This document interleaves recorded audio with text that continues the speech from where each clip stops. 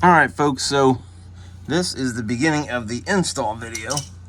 I got the seal done and I'm putting this up. I did mark it. I don't know if that's critically important, but I just figured I would. It's probably not important, but anyways, I did that. So I think this is, I have some competing things from 67 foot-pounds to 80 or 90 foot-pounds on the flywheel bolt. So I'm probably gonna go and try to research that a little bit more, or do like 80 or 85. We'll see how that goes. I'll see if I can get better information for you, but that's what one of the tech things said. And then on the guy's video it said 90, so the tech thing said 67. So we'll kind of figure, I'll see how tight that is, and it's not something I want to redo, but I know these torque specifications are pretty important, so I'm going to try to get them right. Okay folks, so I'm about to put the throwout bearing onto the shaft and the forks, as you can see here. Let me lift up the camera there. I just happened to save these, and I'm hoping they're not busted. They came off the old throwout bearing because they do not send you a new one in this kit. This is all that came in that kit, so it's a little bit of a bummer, I think, but I did have those, so we're gonna slide that on. I want to put some grease on it, slide it on. I've cleaned it up the best I can. It still looks a little dirty, but I've wiped it down and hit it with brake cleaner, and it still kind of looks that way. So I think that's kind of just how it looks. I might clean up like this little section here and some other little pieces here, but other than that, like this part is pretty much as clean as it's going to be. It's definitely got some little scoring there, but I mean, I am not going to, actually I might, I don't know, it's kind of rough. Maybe I should just sand that down, just maybe put some steel wool on it, just it's a little smooth here, but it's kind of chunky right here, so I'm not sure. There's probably, yeah, that's actually buildup from something. Yeah, hopefully I'm not doing the wrong thing here, but we'll see. I mean, I just need a new transmission if I don't, right? So I'll try to pick you up when I have it on there.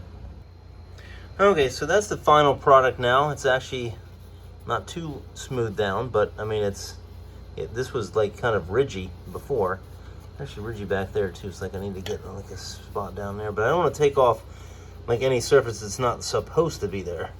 But obviously I don't want any ridges where that thing is gonna, hang up. So I've got to kind of get the perfect amount of material off and keep the perfect amount of material on. So we'll see how that goes. Okay, as you can see, we have the clips on there. Hopefully they're secure enough. It seemed to be pretty secure. We'll wipe any excess grease we have off of there. And we don't want to sling the grease everywhere on the clutch, so that would be bad.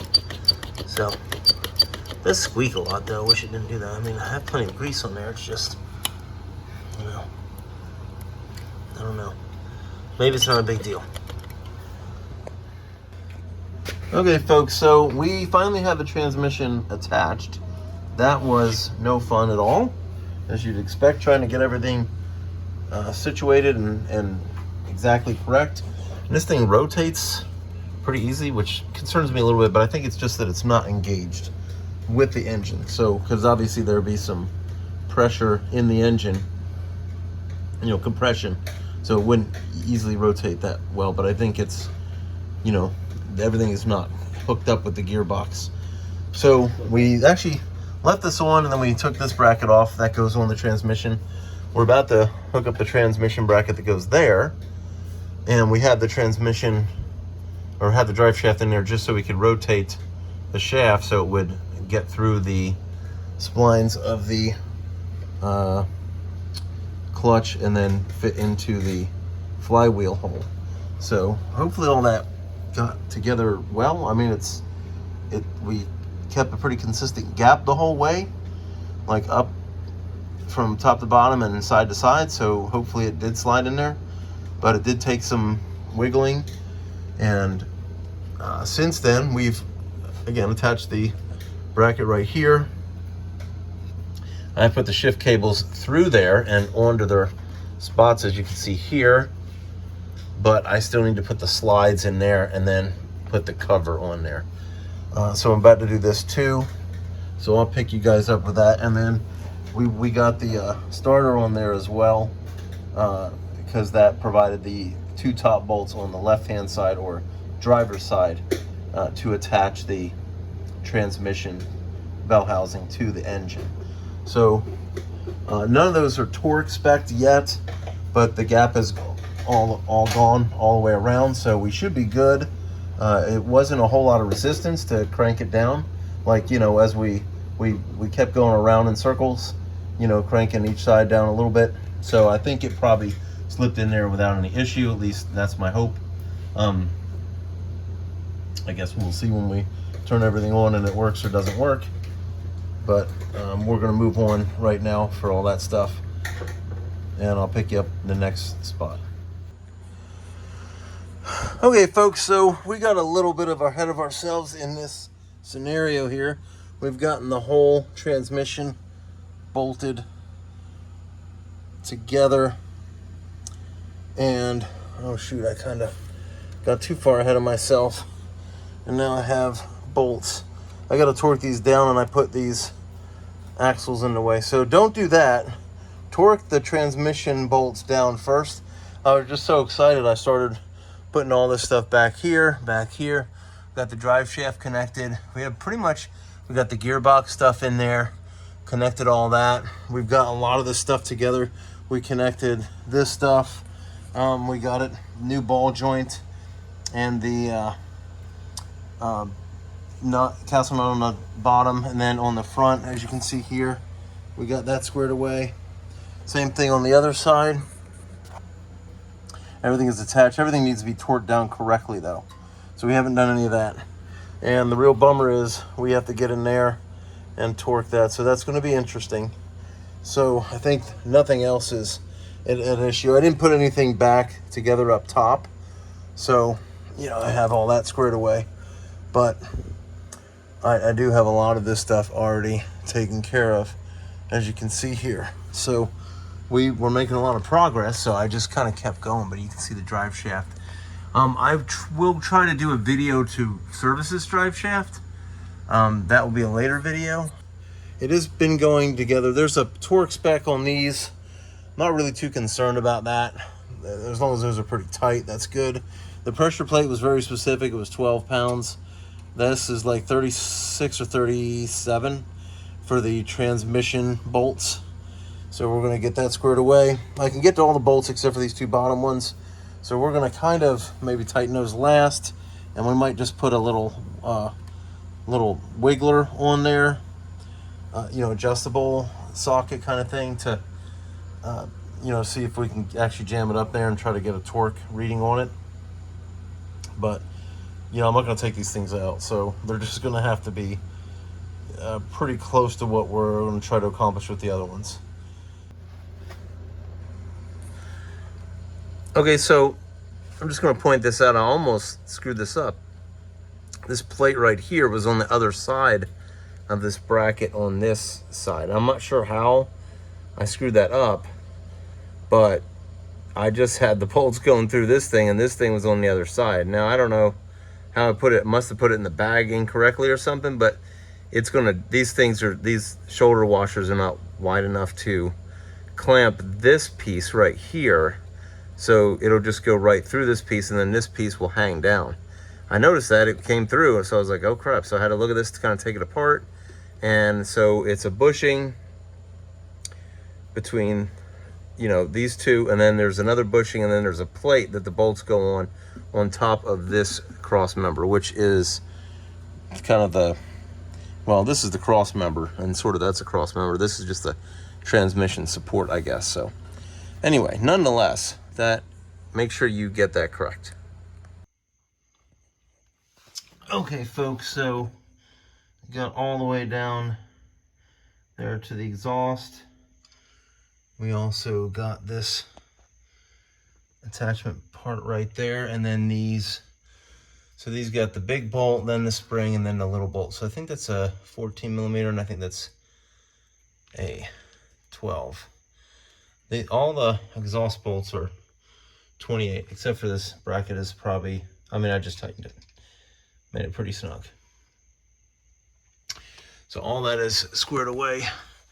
So I'm going to tighten those bolts. Oh gosh, you didn't get that one that tight. That's fine now. We're going to get it tight. And we are going to service this drive shaft, or at least make an attempt, but again, that'll be a different video. Hey folks, this is the up top shot, and so what you have is this ground wire here that you got to put back.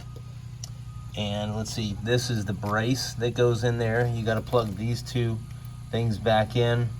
I could not figure out how this bracket fit on there. I don't know, so just pay attention to how you took that off, because I do not know how that worked. And then over here, you have the slave cylinder right here.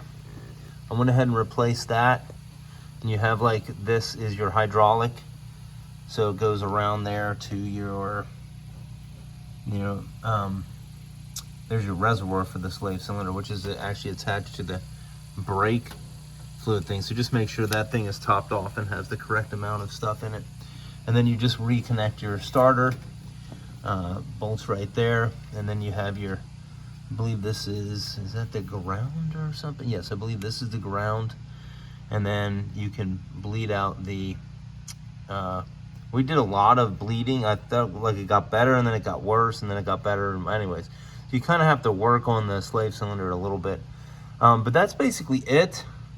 Up top, there's really not much. I mean, most of what you see there comes off with the transmission. So, and then there's torque ratings on these. I try to put those at the end, or if I, allowed some of them throughout the video, but you kind of get an idea. And then you just need to make sure that you put, if you looked on the disassemble video, when I put this on last, I wrinkled this, so it was like all like messed up. So you just need to make sure you get that on correct. Obviously, I still screwed up this one. That's funny. So that's the easier one to look at. So anyway, and then you just put this button back on, and then there's this tube right there. There is this tube right there. So there's the air box thing is just 4 connections, and then that's it. That is the end of the reinstallation video on this, and it's been a couple months now. That's how slow I am at editing things.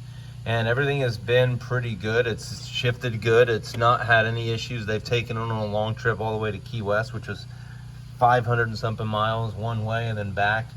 No issues. So we have a couple thousand miles on it already, and it's doing good. So anyway, if you had any questions, you can leave them in the comments. I'll try to answer them. Of course, if you do that in the next 2 weeks or 2 months or something, I'll probably have better clarity. If you do it 3 years from now, I will probably not remember what the heck I did. So anyways, just trying to be fair with that.